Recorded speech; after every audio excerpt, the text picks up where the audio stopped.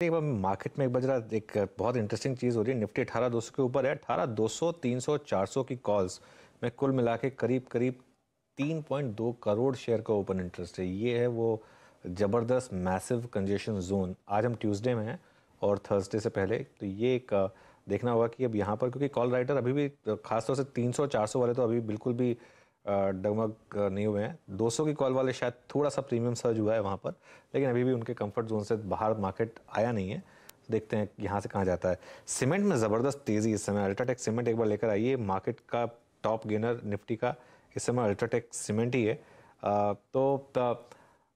मेरे जो सीमेंट में एक इंटरेस्टिंग चीज़ हुई थी जब ये अदानी ने एक्विजिशन किया था अंबुजा का और एसीसी का, तब थोड़ी कंसर्न्स आई थी कि क्या बाकी के सेक्टर डी रेट हो जाएगा और यही चलेंगे, लेकिन पूरे के पूरे सेक्टर ने आउट परफॉर्म किया। ऑब्वियसली अंबुजा ने सबसे ज़्यादा आउट परफॉर्म किया है, लेकिन पूरे के पूरे सेक्टर ने आउट परफॉर्म किया है। यहाँ पर फ्रेश व्यू क्या होगा? सीमेंट में मेरा व्यू नॉर्मली न्यूट्रल रहता है।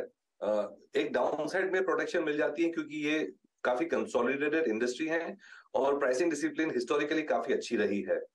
अपसाइड में ये कैप हो जाती है क्योंकि कैपेसिटी यूटिलाइजेशन टिपिकली जो होती है वो इतनी हाई नहीं होती है।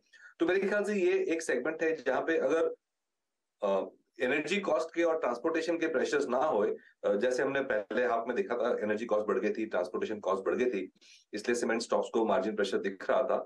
लेकिन ये अभी नॉर्मलाइज हो रहा है और प्राइसिंग डिसिप्लिन भी डेफिनेटली ये सेक्टर में रहती है। तो ओवरऑल मेरे ख्याल से ये सेक्टर बहुत अगर मंदी में आ जाता है, बहुत डिक्लाइन हो जाता है, तो ये बाय हो जाता है डेफिनेटली। और बहुत ज्यादा उसको वैल्यूएशन हाई भी नहीं देनी चाहिए क्योंकि अपसाइड में भी कैप हो जाती है। तो एक मेरे ख्याल से लॉन्ग टर्म के लिए मैं बोलूंगा ये सेक्टर न्यूट्रल व्यू है। बहुत बहुत मंदी होती है तो लेना चाहिए, बहुत ज्यादा बुलिशनेस होती है, बहुत ज्यादा यूफोरिया हो जाता है तो ये सेक्टर को प्रॉफिट बुक करना चाहिए। अच्छा मेरी जी, ऑटो में क्या कर रहे हैं आप?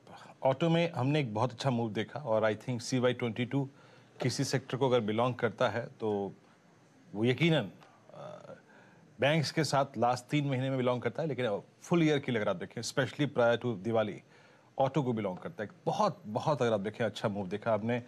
और टू व्हीलर स्पेस में एक स्टॉक और I think passenger vehicle stock में सेगमेंट में सारे स्टॉक्स ने काफ़ी अच्छा खासा मूव दिया। बट क्या अब ऑटो में सीरियस प्रॉफिट बुकिंग के थॉट्स हैं आपके क्या? ऑटो में मेरे ख्याल से अभी भी अपसाइड है, खास करके पैसेंजर व्हीकल्स जैसे कार सेगमेंट है और कमर्शियल व्हीकल्स हैं, उसमें अपसाइड मुझे दिख रही है। क्योंकि अभी भी अगर हम ओवरऑल इंडस्ट्री लेवल वॉल्यूम देखें कार्स के, कमर्शियल व्हीकल्स के, वो बेयरली बड़ी मुश्किल से जो पैंडेमिक के पहले वॉल्यूम्स थे वो लेवल पे पहुंचे हैं। तो लास्ट फ्यू मंथ्स में हमने ऑफ कोर्स अब डिमांड की अच्छी अपटिक देखी है, लेकिन इसका मतलब ये नहीं कि डिमांड कंप्लीटली मेट हो चुकी है।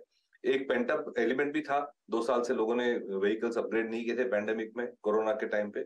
और ये और जो जिस तरह से चिप्स की शॉर्टेज हुई थी उस तरह से भी डिलीवरी नहीं हो पा रही थी, तो एक पेंटअप डिमांड का एलिमेंट तो है ही।